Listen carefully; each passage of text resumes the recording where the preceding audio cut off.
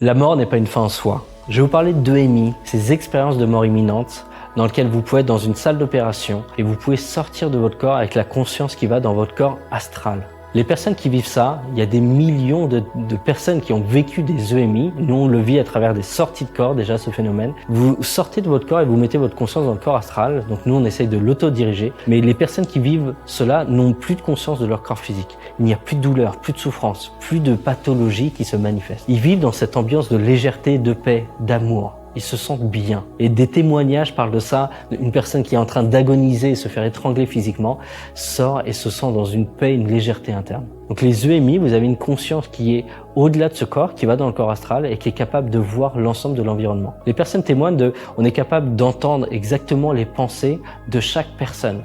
On pense à une personne, paf, on se déplace directement devant. Ce sont des projections astrales, mais avec la conscience dans le corps.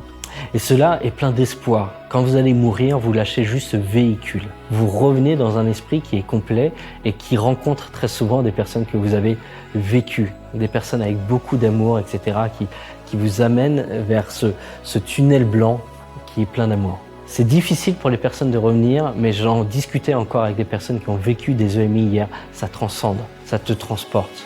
Tu ne vois plus la vie de la même manière. Donc j'ai envie aujourd'hui de vous parler des enseignements des EMI. Les EMI vous transforment, vous transcendent. Qu'il fasse beau, qu'il pleuve, qu'il vente, les gens ont un détachement par rapport à ça, ont un détachement matériel parce qu'ils ont vécu en fait cette sortie, ce niveau de fréquence d'amour sur lequel le combat, cette dualité, avoir raison, le temps, l'environnement extérieur ne les impacte plus, voire beaucoup moins. Ils sont en paix. J'ai des personnes qui disaient « mais je m'en fous de perdre mon dernier iPhone, ce que je veux c'est donner un maximum d'amour ». Et on revient sur quelque chose qui a beaucoup plus de sens, qui est beaucoup plus animé, qui est plus connecté à la vibration dans notre vie. Je vous invite à vous documenter là-dessus. Vous avez les documentaires Thanatos, Faux Départ.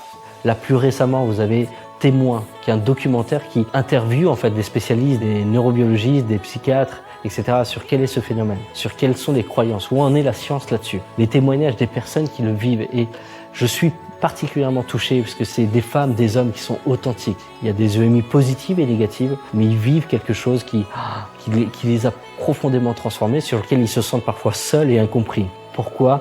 Parce qu'on ne peut pas en parler, parce que c'est quelque chose qui n'est pas suffisamment ouvert. Donc intéressez-vous sur les EMI et vous verrez que dans votre environnement, il y a sans doute une personne qui en a vécu. Et je peux vous assurer que vous pouvez comprendre ce qu'elle a vécu pour en avoir les leçons, pour vous réorienter, pour vous réaligner dans votre vie. Ça vous fera gagner du temps et ça vous évitera de passer par des passages qui sont parfois douloureux et inutiles.